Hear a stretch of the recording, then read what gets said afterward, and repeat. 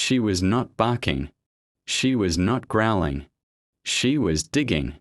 Her paws were torn, covered in red clay and dirt. Her body shook from exhaustion, yet she kept going. People walked past without a second glance, assuming she was just another hungry stray searching for scraps. The sun beat down on the rusted edge of a mechanic's yard, where old tires and scrap metal sat forgotten. In the far corner, she clawed at the same patch of ground every single day. She ignored passing cars, ignored barking dogs, ignored the world around her. Her eyes were focused, desperate. Eddie, a delivery driver, had seen her there every morning for nearly a week. He always slowed down, watching her for a moment, then continued on with his route. But something about her stillness that day made him stop. She looked thinner than before, barely standing. Yet her front legs kept digging, tearing at the dry ground. He stepped out of his van, unsure of what he was even doing. She turned and gave him a look, wild but not aggressive. It was the kind of look that held a question, or maybe even a plea. Then she went back to digging, dirt flying with every frantic swipe of her paws. Curious and concerned, Eddie walked closer. There was no food buried there.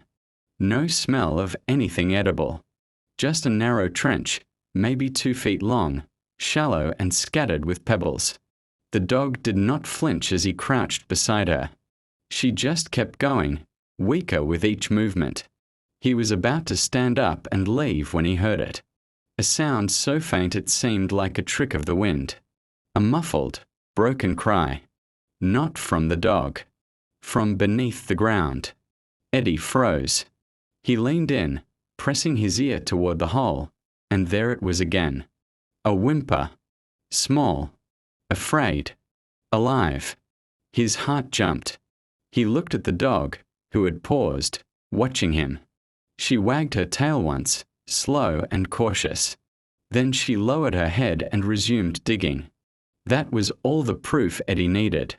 He sprinted to the yard's office and returned with a rusted shovel, kneeling beside her without hesitation. Together, they dug. Inch by inch, the soil gave way to something solid. A piece of cracked pipe, half buried and split near one end.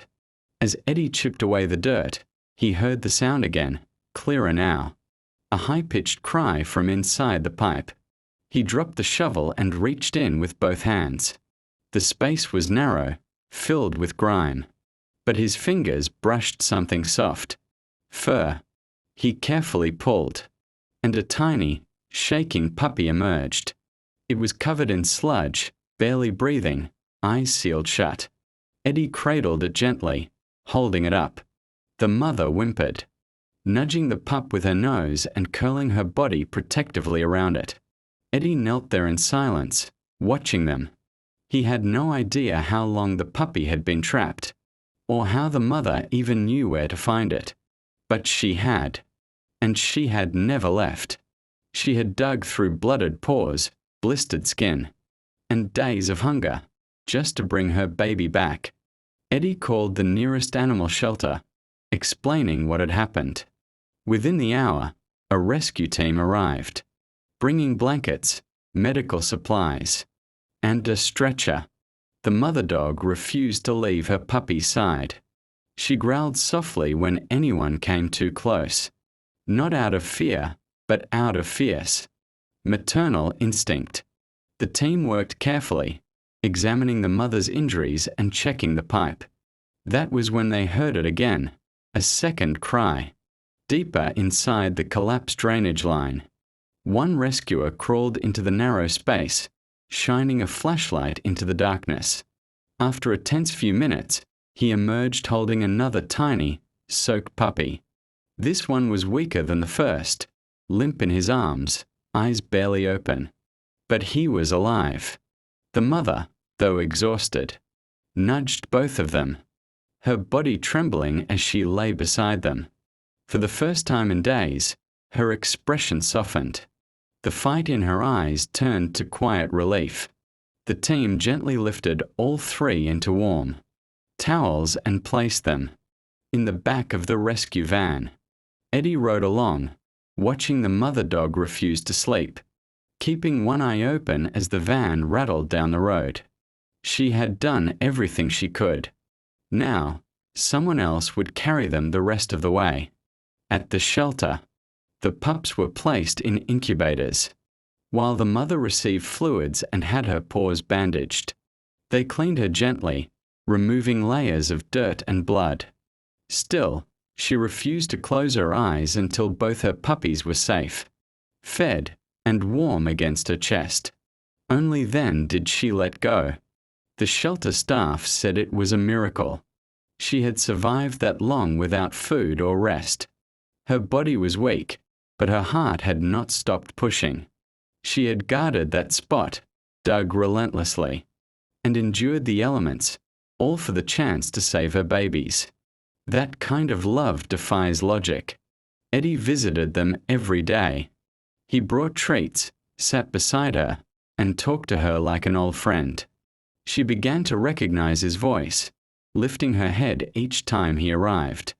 He named her Grace, because even in her suffering, she had carried herself with a kind of silent grace no one could forget. Grace and her puppies recovered slowly.